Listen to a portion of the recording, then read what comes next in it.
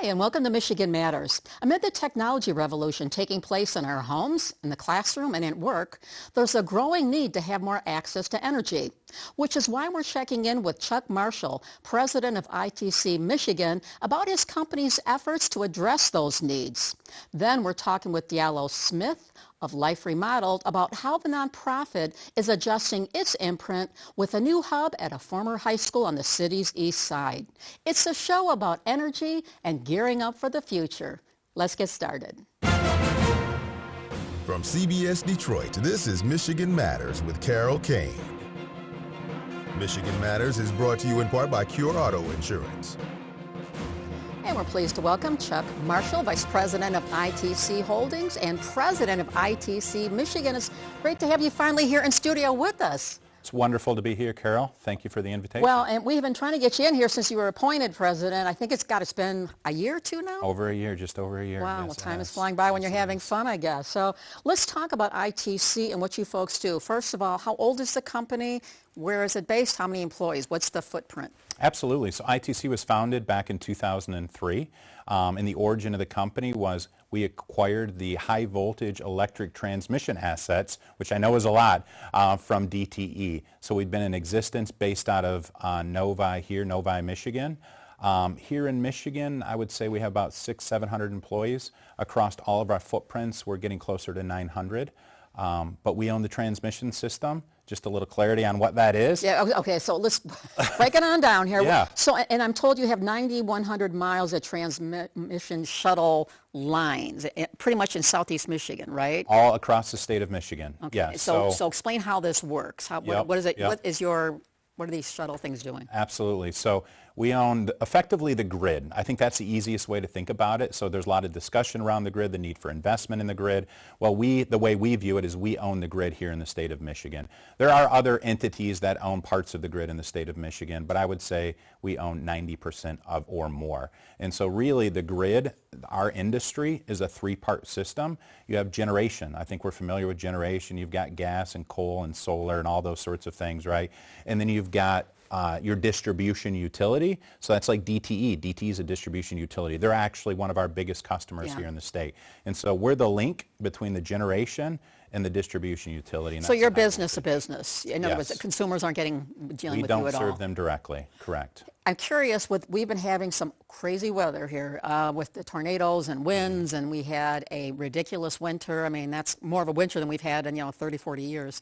Does this affect you as it does DTE and consumers and others? Are you being impacted with Mother Nature, if you will?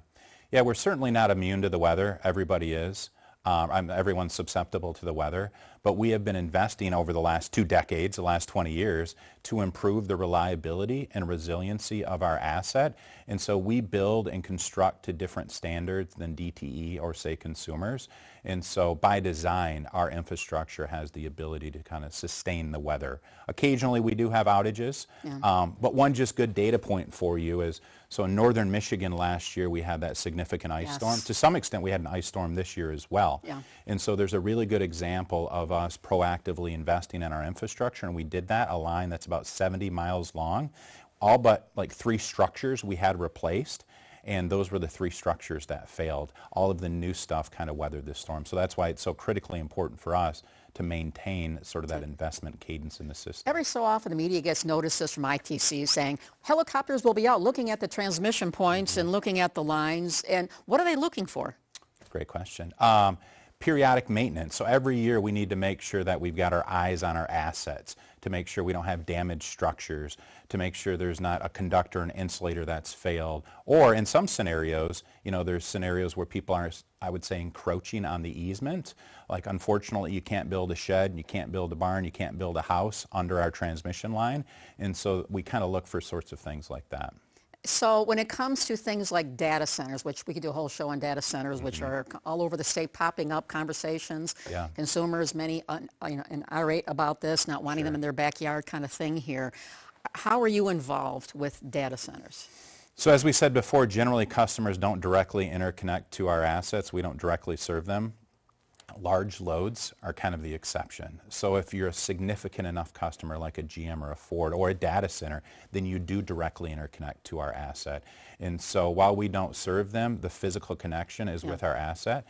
So there's a couple projects here in the area, right? Yeah, and I know we're going to be talking about that. We're going to take a quick break here and talk about a big one that you're doing right in our neighborhood. Yeah, we'll talk about that. Keep it right here. We're back with more Michigan Matters. Talk about the energy future. Keep it right here.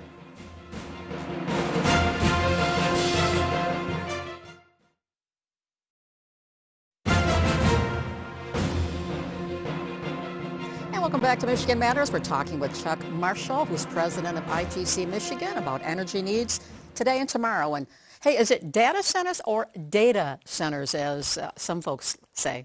I'm going with data centers. Okay. You must be from the east side of Detroit then. Maybe. On the east side, that's how we say it here. All right. Let's talk about data centers and how you are working with these projects, because they're coming up all around the state. Mm-hmm. Like there's a big one in Saline. Are you involved with that one? Yes, absolutely. Okay. How would you be involved with that? So we are building a new substation. We are cutting in our existing transmission lines to serve that new data center. There's actually a cool story about that data center here just quickly. I know that's sometimes a controversial topic, but from our perspective, a transmission perspective, the great thing is when we can serve these new loads with relatively minimal investment, it actually applies downward pressure on the transmission rates. So our affordability aspect from a transmission perspective is better when these large loads show up. I know there's another one on 275 and 94 area. Are you involved in that one too? We are. That's more in the development stages right now, but it is in the public domain, and we anticipate we're going to be working on that very soon. So ITC is also proposing a new transmission line from a portion of Eaton County to Livingston County. I think it's about 50 miles long, and I think My Tech News reported it was about $600 million investment. Does that sound about right? Sounds about right. So how far off is this? And I know getting the approvals from state regulators and other things, is this a project that is 2, 3, 4, or 5 years down the road? Transmission takes a long time to develop, and so that is one part of a broader portfolio of projects that I think totals to that $600 million. But yeah, this has been under development. We've been actively working with our local communities. There was a little bit of a learning curve for us, but now we recognize how critically important it is every step of the way to pace with the communities, to be completely transparent with the communities, and so we've been doing that. We've already had a round of community meetings. We anticipate there's going to be another round this summer, and then I think Q4, Q1 next year, there's going to be another round. Obviously, everybody wants to have better power and this and that, but nobody wants, not in my backyard, the old saying as it goes here. Yeah. So how do you, and I know most of these lines are in rural areas, farmland particularly, and having these meetings, I mean, there is no solution short of not building it. Right. So how do you appease the community? Yeah, what we need to make sure is that we're accurately representing the interest of the transmission system, the interest of the community, the interest of the environment, the interest of future development, right? And so all of those pieces need to come together, and there's got to be sort of a path forward where they kind of connect. And so that's ultimately what we do, is we need to solicit all the feedback, all the information. We take that information to the Michigan Public Service Commission, and then effectively the Michigan Public Service Commission chooses a route based upon alternative routes that we provide to them. And so the community's voice, their opinion, is significant data that influences ultimately the direction that goes. We're hearing so much about new forms of energy, renewables and the such. How are you looking at it from your perch? Mm-hmm. So what's important to us is to have the infrastructure available when the customers place a demand upon it. And so what we're trying to do with this project and other projects like this is not wait until the 11th hour, but be more proactive, because when we can be proactive, we can build the right-sized infrastructure that's not just going to drive value for today, but for the decades into the future. And so that's why these types of important projects are so critically important, because they add value, they pay for themselves in the long run, and it's the right way to serve customers. It's the most cost-effective way to serve customers. How do you think we're positioned as a state to deal with our energy needs of the future as we sit here right now compared to, say, other states, maybe other parts of the country as well? I think Michigan has a very robust transmission system because we have been investing in that transmission system for 2 decades. A really good data point is that Stargate project, right? So we had minimal investment to serve significant amounts of load, but it's these types of projects, our long-range transmission plan projects, that we need to continue to advance so Michigans can continue to attract and grow as a state. Do you see ITC getting into other forms of energy, maybe beyond transmission lines, as you look at the future of the company sort of thing? This is like a broader base, longer term question, I guess. We've long prided ourselves as the nation's largest and effectively the way we view it almost only independent transmission company. That's where we were created back in 2003. And I think if you look at the path forward today, we have no intent of kind of deviating from that. And you feel optimistic about how Michigan is going as far as its energy needs, having nothing to do with what ITC is going, but just overall in general? I think there's some challenges on the horizon. I think those have been acknowledged, and I think we're taking the steps we need to take today to overcome those. There's a lot more to say, but you know what? We're out of time here, so the clock has run out. I want to thank you so much for being here. We'll certainly be keeping an eye on how you folks develop and other things going on here, but appreciate you stopping by. Thank you for the time. All right. Keep it right here. We're back with more Michigan Matters right after this.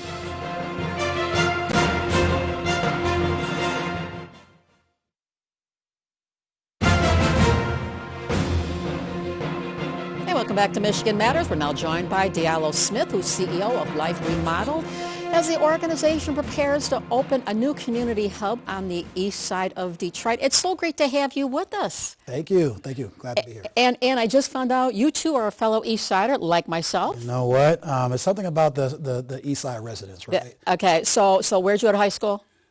Cass Technical High School. Okay. Yeah. So I went to Dominican. I will admit it, which right. is why we're talking here. It's like, oh my gosh. Yeah.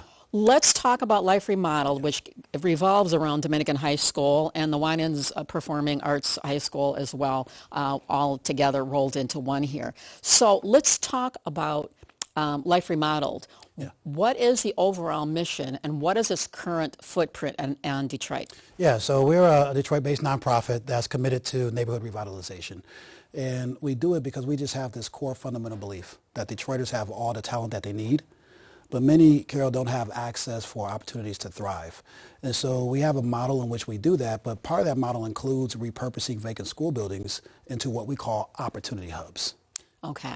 So with what's on the east side where Dominican/Winans, is that an operating hub right now? Glad you asked. It will be. It will be open in late June of this year. It is taken from a model that we incorporated on the west side of Detroit, the old Durfee Intermediate School. Yes. We acquired that school building in 2017. It's now the Durfee Innovation Society, serving 23,000 Detroiters a year in workforce development, health and wellness services, and after-school activities. You're part of you and your wife, actually after getting your college education here, you left, went to Houston, but that you just came back. Yeah, well, it seems like just yesterday, but we actually came back in 2008, which was a very interesting time for the country and the city. And, for my wife and I, we're both Detroit natives, high school sweethearts, all that good stuff. And, Detroit is home. And although we did love living down south, loved Houston, our children were born there, we just wanted to come and be a part of what was happening in the resurgence of the city and to see what has happened and transcended from when we first moved here in 2008 to where we're at now. It's just been nothing short of phenomenal. And now it's our responsibility to extend that into the future. So we're talking about Dominican/the Winans Performing Arts School. Yeah. How are you changing and adjusting it, and what will that center be? It's going to be known as Anchor Detroit. Anchor Detroit. And what will its mission be? Yeah, I want to start, Carol, by saying that name was not a name that we Life Remodeled came up with. We wanted to ensure that the community had investment in that building, and so they named it Anchor Detroit because they want that campus to now represent stability, not only from the past, but also for the future. But it'll be much like the Durfee Innovation Society on the west side, it'll be an opportunity hub where people of all ages, whether your children, whether your parents, can receive resources and services to accelerate your livelihood and quality of life. What kinds of services will you be providing there when it's fully opened and all the revamping is done? I know we're showing prototypes and things of what it's going to look like. What will you be providing there? I'll mention a couple of great partners that we have and that we know will be there. So Grand Valley State, They're going to be one of our impact partners there. They're going to be providing great programs for middle school students to get initiated into Grand Valley State, and they walk along with them for 3 or 4 years so that when it comes time for them to apply for college, they can get fast track. We have the Detroit College Access Network that will also be on campus, and a few others. I don't want to spill all the beans yet because it's going to be a big surprise at the end of June, but we have some incredible partners who are going to be doing great work there. And I know that you, being from the East Sider, know that Dominican, which was there from 1940 to 2005 before it was closed, and then the Winans purchased it. Yeah. You have something special planned for Dominican alum, right? Oh yeah. Listen, wherever it's interesting. People love their schools. Alumni love their schools. They're invested. They're connected. Those buildings is more than just brick and mortar. It's memories. It's the past, but also represents the future. And so from the very beginning, we were talking with Dominican alumni and saying, hey, listen, we want you guys to be invested in this project because even though it may not be a school anymore, it's still going to be something that will impact lives in the neighborhood in a very meaningful way. You mentioned some of the organizations and educational institutions that you're working with. Do you work with DPS at all with what you're doing here? Yeah, we have a very strong, long-lasting relationship with DPS. So Denby High School is very close to where our new campus will be. And we're working with them with a program right now called Future Firsts. It's a technology-driven program that introduces students to technology and then helps them find college and career pathways in technology. And then the idea, Carol, is that as we're thinking about what the future of the city of Detroit can be, it all starts with our young people. I know that Warren Evans, Wayne County executive, is very much into aviation, and he's trying to promote and have more young people trained for aviation/space defense type jobs of the future.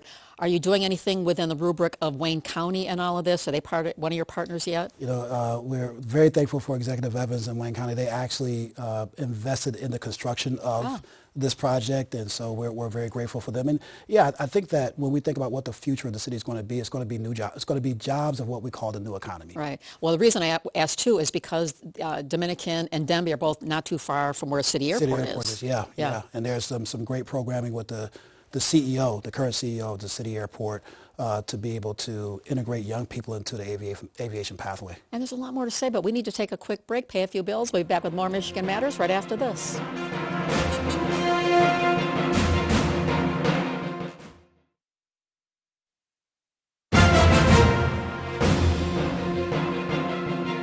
And welcome back to Michigan Matters. We're talking with Life Remodeled CEO Diallo Smith about a new hub they're building on the east side of Detroit. So let's talk for a minute about neighborhoods, because what you're doing is revitalizing neighborhoods. You started on the west side. And when did that all get started on the west side? Yeah, Durfee was activated in 2017. Okay, and that was Chris Lambert was involved with all of that, and I know he's in process of leaving and heading, I think, to Raleigh, isn't it? Yeah, he's heading. We're losing him to the south, but he's always going to be a Detroiter in our hearts. Yeah. My guess is he'll keep Detroit right in the middle of what he's doing as well, or at least certainly borrow a page from the template that was created with all of this. So now you're doing more on the east side, and I know this has gone on for some years. It didn't just happen here. How do you view neighborhood revitalization, and why does it matter? Yeah, I had a chance to speak at the Detroit Policy Conference this year, and I made the statement that the economic future of the Detroit region is fundamentally connected to the economic future of Detroit neighborhoods. And here's what I mean by that. You know, there are very few, if not any, major cities in the United States in which the region does not include the neighborhoods in its core city. And so we have some very strong, resilient, ambitious people. I think the level of investments that we make in revitalizing those neighborhoods will not only help those neighborhoods thrive and those households thrive, but it will have economic value for the entire region. And so we're invested in doing that because I think that Detroiters just have incredible talented people. I think they have very ambitious students. Yep. And sometimes they just need just access to resources to help accelerate that. And so what Life Remodeled does, in part, is help with that acceleration. I know that the mayor, Mary Sheffield, new mayor, has talked, and she talked in her State of the City, where I know she gave you a shout out, about neighborhoods and the importance just along the lines of what you're talking about here. Have they been supportive of doing things that you're involved with here? Both Mayor Sheffield and formerly Mayor Duggan have been great partners with us for many, many years. we appreciate their support. And we also know that this is not going to be a solo practitioner. It's going to take several players, both from the municipal level, from the state level, some of our corporate partners, to say, hey, listen, how can we create a pathway for the region to accelerate an economic activity? And so we're glad that they're a part of that. And I know you have your big event on June 26th, I think it is? Yes. What are you planning? So it's called Graduation, right? Ah, okay. And the theme behind that is that we've been working on getting this building open for about 3 years now. So it's almost like graduation. It's going to be June 26th and 27th. We'll have a ribbon cutting. We'll have a community celebration, because I think what's really important for us, Carol, is that the neighborhood, we work along with the neighborhood. This is not something we're doing to or for the neighborhoods. This is something that we're doing with. And so for them, this level of investment hasn't been seen in that area in a very, very long time. And we want for the whole neighborhood to be proud and excited about the next chapter that it's about to experience. Well, the last time Chris Lambert was here, in fact, he had just put out the request for people, community groups, people in the community to vote on the name for it. And I can't remember all the names, but they had so many different things associated with the East Side, and Anchor Detroit was the one that... Anchor Detroit is the one that won out. Yeah. So do you see, you mentioned about the corporate support. I'm going to imagine, given what's going on with the economy, it's sort of a tenuous time with inflation, tariffs, rising costs, rising gas prices. It's probably going to make your job in terms of raising funds a little bit more challenging right now. Would I be correct in that? There's always going to be, there are always challenges in fundraising. If it was a panacea for me to just wave a magic wand and resources just come out of the blue, then we would do that. But what I'm hearing and what I'm feeling from a lot of our corporate and foundation supporters is that there is real interest in investing in neighborhood revitalization. And I think that's because people see the value of investing in people. Right. At the end of the day, no matter where you live, it's all about the livelihood and the potential for people to thrive, which transforms a region and accelerates the progress of a state and country. How much of what you're going to be offering at Anchor Detroit tied to preparing young people versus having opportunities for families, or maybe some middle-aged person who's changing from one career to another type thing and looking to get new skill sets? Yeah. You have to start with, in my humble opinion, you have to start with the community's most valuable asset, and that is the young people. They are the future. They're ambitious. They're bright. They're full of life. We've partnered with Denby High School to start a technology program called Future Firsts, and I am proud to say that we have 2 seniors who are graduating in this program this year.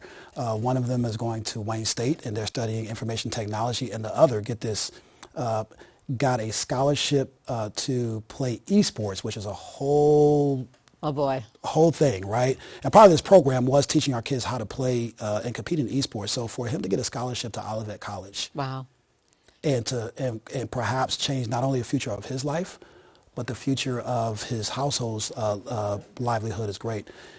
And the most important thing is that both of those students are thinking right now about, when they graduate, how can I come back to my neighborhood, live, thrive, and support? And so that's kind of the dream for this neighborhood revitalization project. If I were to say to you, we have an eclectic viewership here, people across the city, across the region, even in Canada. We have a lot of viewers in Canada. What do you need right now as an organization? If someone's watching this and they want to help you, they want to get involved, real quickly here, what is it that you need? Yeah, I would say, one, you can go to liferemodeled.org and check out all the things that we're doing. And one of the things that we're very focused on is creating a supporting, giving community called Lean On We.